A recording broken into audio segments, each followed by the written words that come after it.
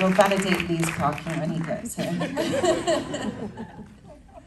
I want to start with sort of the genesis of the project. Who found it first? How did you all assemble?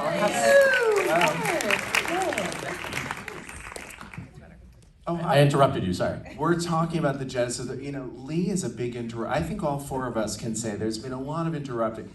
Okay, so speaking of interrupting, Bonnie Garmis started with the novel.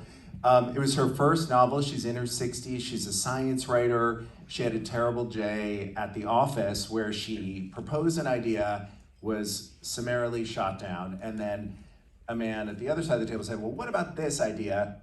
Basically paraphrased what Bonnie said, and Bonnie was so frustrated she went home and started a novel and wrote her superhero, Elizabeth Zott. And so that's really the genesis of the project. And what you just saw here, so that was Bonnie's novel. It was a first novel. It was discovered at the Frankfurt Book Fair, and then fortunately we read it, and it's not like we're any geniuses here, because look at everybody that's discovered the book, and we got very lucky because we thought, after meeting Bonnie, well, who would play Elizabeth Zott? And it really was one of those moments where we thought, well, what is Brie Larson doing? And it turns out that Brie was thinking about what she would want to do for television, because she had not done something like this for television before. So it was during the pandemic, and literally from my basement office, spoke with Chris Fiotto and then Brie Larson, and that's how it began. And you'll hear the rest of the chain, because Brie was our producer and producing partner well before coming on screen here, which, I mean, you've all now seen what she created. But I should give it to Brie, because how it got here is, I think, testament to how this all stitched together in such an exciting way for all of us, and hopefully for you too. So, hand it over. Well, the game that we were playing for a while was how long can we go before someone says no? And really just no one said no. That was really it. And that's not normal. Normally part of the experience is needing to sit with the no's and the rejection and all of that, especially with a story like this. But I think because of the nature of Bonnie's work was just so strong. I mean, really for the longest time, what we had was the book to show. But it was such an engaging read. It made it so easy to get people, executives, Apple, to just put it at top of their list. And Elizabeth was just always so clear to me. So then it was very easy then for it to find. Well, actually, Lee, have you talked about how you found the book? What story are you telling? The story? I'll leave that with you. Oh, okay, thank you. My wife read the book. My wife is here, Emily, who co-wrote 2 episodes of the show.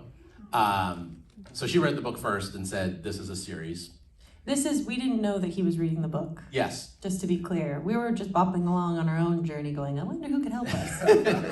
And she said, you need to read this immediately. And because my wife said it, I read it immediately. And she was right. And I have a deal at Apple with Natalie. And we found out that Apple had the show.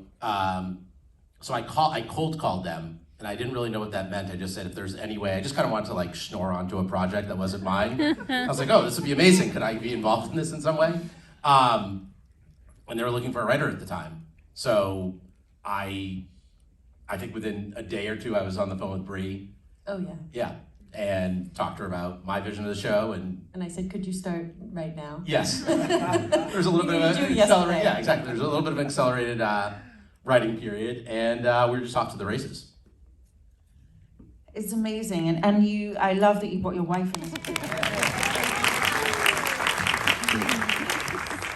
So would you tell us a little bit about the day that we shared that chair and take me back? That booth of the pancakes? Not the booth with the pancakes. Remember when the scene with the grandmother and you had your cold and you kept coughing?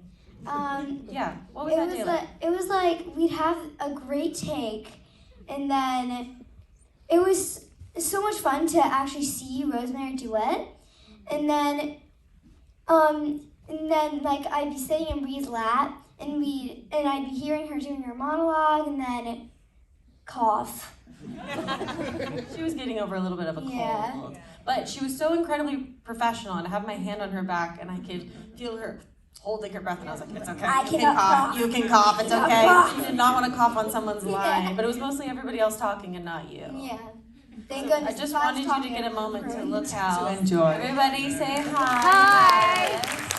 But Alice, before we go back to your seat, I have to ask you about working with another star of the show, the dog that played 6:30. Oh, Come on. he was so cute. And he was so sweet. He was such a nice dog. And he was such a nice dog, and he was so cute. And he was, yeah. And he had multiple owners that would come, and I became friends with a few of them. They were nice too. So, yeah. Gus was fun to work with. Alice Halsey, ladies and gentlemen. Thank you, Alice. We have to wrap soon. Before we do, I just want to touch on some of the other, the period was, the way you created the period was fantastic, from the 30s to the 60s with the lighting and the cinematography, but I want to talk about some of the ladies. Kat Smith with the production design particularly, and Marin, is it Crozier? With the costumes. Whoever would like to jump in and share about some of these crafts. I love talking about crafts. Brie and I were just talking about crafts before. Looming and many different kinds to of be crafts. specific. Looming and than this. scrapbooking.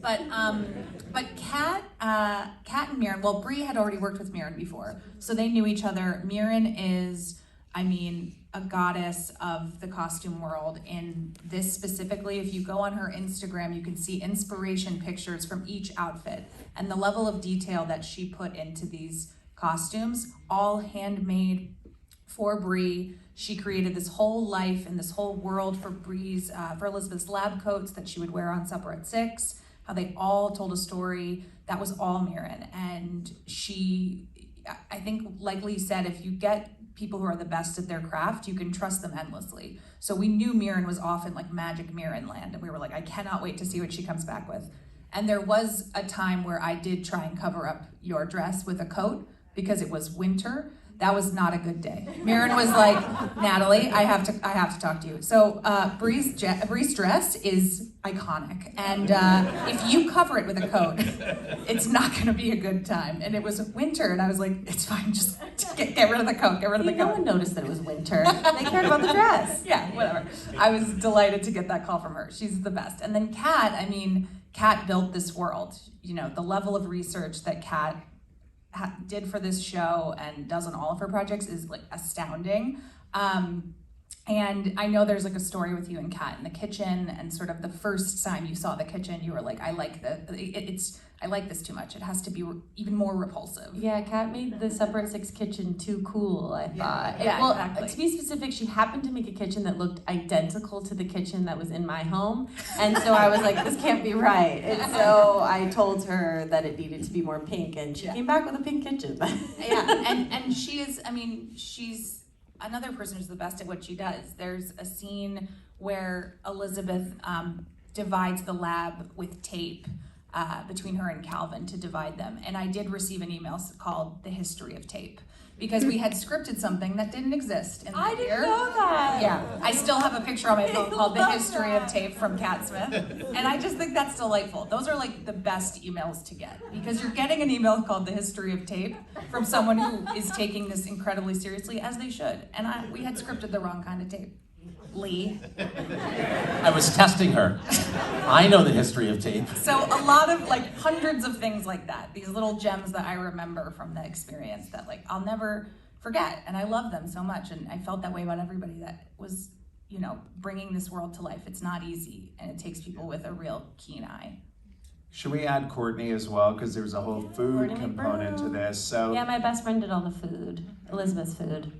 yeah, good producing, right? Bringing her in and Well, can I She's say? an incredible chef. She's an incredible chef, and she wanted to make sure that the food was going to be as delicious on screen as it was in our minds as we read the book. And Elizabeth has to be the best chef and the best cook, and so you have to convince the audience of that too, and that was all Courtney.